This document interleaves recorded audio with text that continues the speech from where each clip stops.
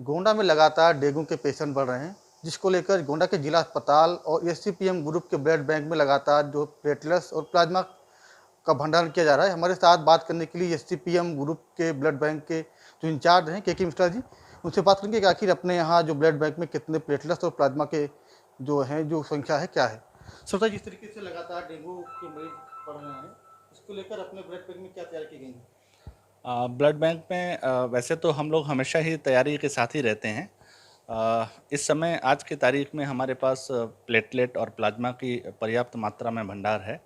अभी तक इस तरीके का कोई केस हमारी नज़र में सामने नहीं आया है जो कि डेंगू से ग्रसित रहा हो और उसको प्लेटलेट न मिल पाया हो। एससीपीएम ब्लड बैंक और इवन हमारी डिस्ट्रिक्ट हॉस्पिटल की ब्लड बैंक दोनों ही अपने अपने क्षेत्र में बहुत बढ़िया काम कर रहे हैं। किसी तरीके की कोई शिकायत का किसी को मौका अभी तक नहीं मिला है। अपने ज़िले में लगभग अब तक कितने डेंगू के केस आए हैं, क्या जानकारी है? और जो पेशेंट आएंगे उनके लिए देने का क्या प्रोसेस होगा? अब ये जानकारी तो सर मैं नहीं दे सकता हूँ कि कितने केस आए, क्योंकि ये तो अथॉरिटी से ही पता चलेगा। बट हमारे पास जो आते हैं लोग कि साहब हमारे पेशेंट को डेंगू हो गया है, डॉक्टर ने 4 यूनिट प्लेटलेट मांगा है, इस तरीके के केसेस दिन में करीब 3-4 2-3 केसेस पर डे लगभग आते हैं। तो हम लोग प्रयास करते हैं कि किसी भी तरीके से जो हमारे पास उपलब्धता है उसमें से, या उपलब्ध नहीं है बाय द वे, तो हम पेशेंट को समझाते हैं, प्रॉपर काउंसलिंग करते हैं और उसको बोलते हैं कि आप जाके डोनर लाइए, हम फटाफट उसको उसमें से कंपोनेंट तैयार करके प्लेटलेट उनको उपलब्ध कराएंगे। इस तरीके से हम उनकी पूरी की पूरी मदद करते हैं। और मुझे लगता है कि अब आज के टाइम में जागरूकता भी बहुत उपलब्ध हो गई है। पेशेंट भी हम लोगों की बातों को तुरंत समझते हैं और उस पर अपना निर्णय ले लेते हैं, जिसकी वजह से उनकी जान भी बचती है। गोंडा के जिला अस्पताल में और आपके ब्लड बैंक में जो निर्धारित शुल्क है, इसमें क्या अंतर है? वैसे तो कार्य करने का तरीका चूँकि सरकारी नियमानुसार बिल्कुल एक ही है, बट सिर्फ एक फ़र्क है एससीपीएम ब्लड बैंक और डिस्ट्रिक्ट हॉस्पिटल ब्लड बैंक में।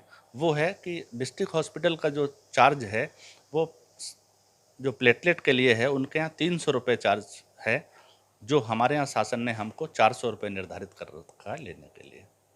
आप लगातार ब्लड बैंक के जो इंचार्ज हैं, चीज़ों को बारीकियों से समझते होंगे। जिस तरीके से विगत दिनों में इलाहाबाद से खबर आई थी कि वहाँ पर प्लेटलेट्स की जगह मौसमी का जूस रखा गया, तो क्या अंतर उनमें होता होगा, आप सच बताइए। नहीं, देखिए, ये तो ज़मीन और आसमान एक करने वाली बात हो गई है।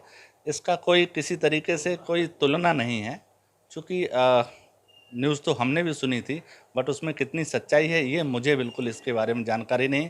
और मैं तो इस चीज़ की उम्मीद भी नहीं कर सकता हूँ कि कोई भी इंसान इस तरीके का कृत्य करेगा। फ़र्क तो आप साफ जानते हैं कि प्लेटलेट सिर्फ़ और सिर्फ ह्यूमन ब्लड में ही पाया जाता है।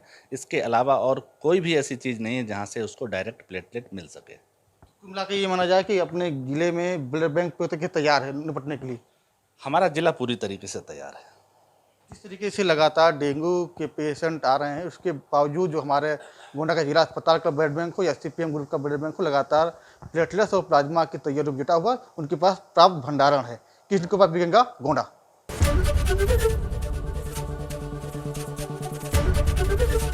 एबीपी गंगा, खबर आपकी, जुबान आपकी।